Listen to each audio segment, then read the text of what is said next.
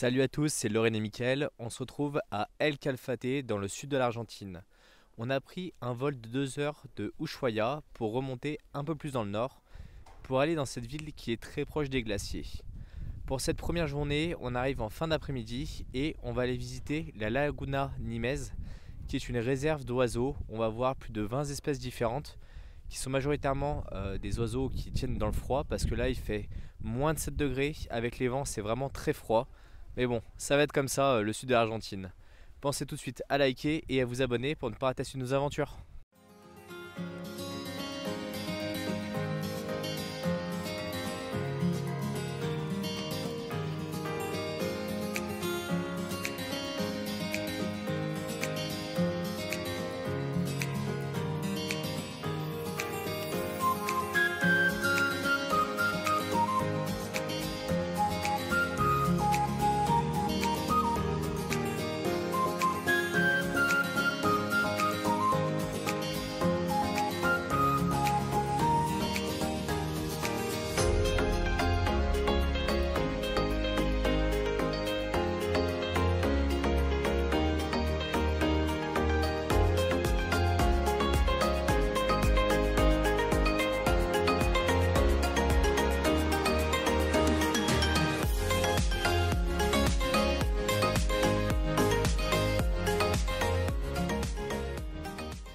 Première journée directement à El Calafate, on a pris un taxi pour aller voir le Perito Moreno, qui est un peu l'attraction principale du coin. C'est un énorme glacier qui est à 80 km de la ville. On a eu pour 45 000 pesos argentins pour faire l'aller-retour. Il va falloir rajouter à cela 10 000 pesos argentins par personne de frais d'entrée. Et ensuite, si vous voulez prendre le bateau pour faire une croisière d'1 heure au pied du glacier, c'est 15 600 pesos à l'heure actuelle. On tourne cette vidéo en octobre 2023, bien sûr les prix évoluent très rapidement à cause de l'inflation, mais bon, nous on a fait la balade et c'est juste exceptionnel, on est vraiment au pied, il fait froid mais ça permet d'avoir une vue qui est juste magnifique. On en profitera ensuite pour aller jusqu'à la passerelle pour se balader le long du glacier et pouvoir prendre à nouveau d'autres photos et d'autres vidéos.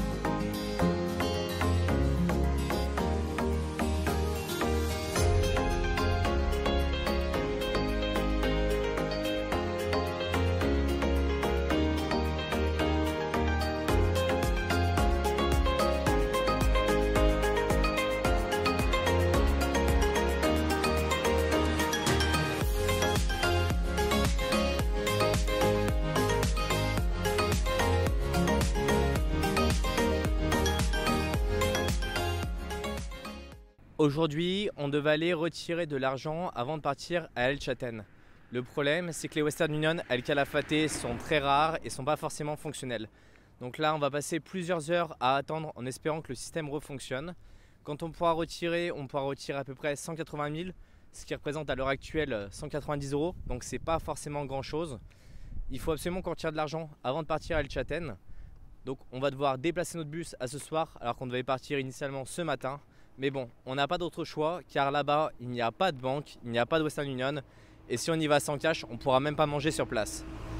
Les taux officiels sont devenus n'importe quoi par rapport au taux officieux. On est à peu près à 370 sur le taux officiel alors qu'on a dépassé la barre des 1000 sur le taux officieux. Donc c'est dire qu'on se retrouverait à payer quasiment 2,5 fois plus cher si on n'arrivait pas à récupérer du cash. Pensez tout de suite à liker et à vous abonner pour ne pas rater suite nos aventures. Après toutes nos galères de la journée, on est enfin arrivé à récupérer du cash. Alors vous pouvez aller à Correo Argentino, qui est ni plus ni moins que la banque postale en fait d'Argentine. Ils ont un Western Union à l'intérieur et vous pouvez retirer jusqu'à 180 000 par personne, sous condition qu'il y ait de l'argent, sous condition que vous ayez fait une transaction qui fasse 180 000 ou moins pesos argentins. Donc voilà, c'est les limites actuelles, c'est comme ça. Maintenant, on va pouvoir prendre un bus pour aller à El Chaten. On en a pour 3h30 à peu près de trajet. Donc on va arriver de nuit dans ce petit village. Ça risque d'être un peu compliqué pour trouver à manger, mais bon, ça devrait le faire.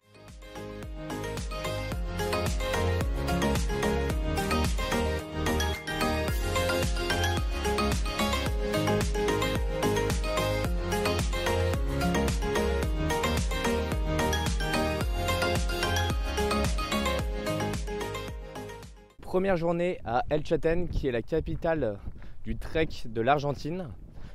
Je vais partir pour une première marche au Laguna de Torre. Normalement, c'est une marche qui se fait sur une journée. Il y en a à peu près pour 6 heures de marche aller-retour. Je vais la faire à peu près en 4 heures parce que j'ai pas bien plus de temps. Ce soir, cet après-midi, j'ai un rendez-vous. Donc il va falloir que je fasse avec. Ça prend un petit peu de temps à monter. Il y a du plat. Et après, il y a un petit peu de descente, mais ça risque d'être assez beau. Ici, il fait globalement assez froid, entre 0 et 4 degrés. Bien sûr, je vous mettrai un site pour que vous puissiez voir la météo. C'est hyper pratique. Je pense que je prendrai un peu le temps aussi de vous expliquer comment il marche, parce qu'il y a plein d'infos hyper utiles, mais un peu compliquées à appréhender. Et cet après-midi, sur la fin, je pense qu'on ira avec Lorraine marcher au Mirador de Los Condores pour voir les condors des Andes. C'est une randonnée qui est assez courte, elle fait 1 heure, un petit peu dénivelée, pas énormément. Et le gros avantage, c'est que toutes les randonnées, elles partent directement depuis le centre d'El Chaten, donc vous pouvez tout faire à pied. Prenez des bâtons si ça grimpe un peu trop, et après, si jamais il y a de la neige, prenez des crampons. Mais faut-il encore en trouver? Parce que souvent, ils sont sur réservation, les crampons de qualité. Les seuls crampons qui sont à disposition, on a l'impression que c'est un petit peu des punaises sous les pieds. Ça sert à rien, c'est même plus dangereux parce que ça glisse. Donc réservez en avance des gros crampons en métal si vous montez un peu en altitude.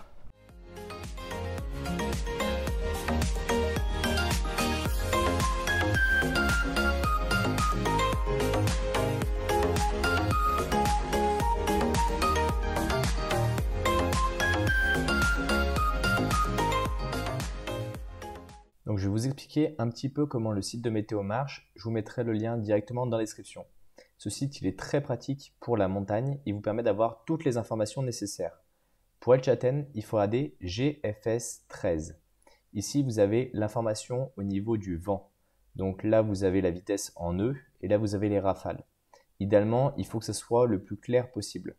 Ici, sur les couleurs vert foncé et là encore plus, c'est-à-dire qu'il y a des très grosses rafales de vent. Donc globalement, il faut vraiment éviter. Après, ici, vous avez la température qui peut être intéressante avec les différentes heures. Donc là, par exemple, dimanche 15 à 11 h, il fait 7 degrés. À 15 h, il fait 9 degrés. Le mercredi 18, il fera 12-13 degrés. Sachant que le temps change quand même assez rapidement, n'hésitez pas à aller le voir plusieurs fois par jour, ce site-là. Ensuite, on a l'isotherme. L'isotherme, c'est l'altitude à laquelle il va faire 0 degré. Par exemple, si ici on prend 1,4 K, c'est-à-dire qu'à 1400 mètres d'altitude, il fera 0 degré. Ce qui n'est pas trop un problème pour El Chaten parce que les alentours ne sont pas très hauts, hormis vraiment si vous allez faire de l'alpinisme, mais pour la plupart des randos, vous n'êtes pas forcément embêté. Ici, vous avez la couverture nuageuse. Donc vous avez 3 rangées, première, deuxième et troisième. Donc ce sont les différents niveaux de nuages. Les hauts, c'est à plus de 7000 mètres. Les moyens, c'est entre 2 et 5000 mètres, que je ne dise pas de bêtises. Et les bas, c'est en dessous de 2000 mètres. Donc quand vous avez une couverture nuageuse qui va être très importante, par exemple comme là avec 100, globalement, vous n'allez pas voir le ciel. Ici, c'est la partie haut en premier, donc ce n'est pas forcément gênant que la partie la plus haute soit couverte. Par contre, si la partie basse est vraiment couverte, vous n'allez strictement rien voir. Par exemple, ce jour-là, ce n'est pas forcément une bonne date pour aller vous balader, vous n'allez pas voir grand-chose. Donc voilà toutes les informations qui peuvent vous être utiles et j'aime à le rappeler parce que je l'ai vu en randonnée la dernière fois qu'il ne faut pas boire l'eau de la rivière sans la filtrer. parce que vous allez vraiment tomber malade. Vous ne savez pas s'il n'y a pas un animal qui est mort un peu plus haut ou s'il y a des excréments et au-dedans. Donc faites vraiment très attention. Ce site, je le trouve très utile et vraiment regardez-le avant de partir faire de la marche. Vous avez même les horaires de lever et de coucher de soleil. Ça vous permettra d'avoir des indications.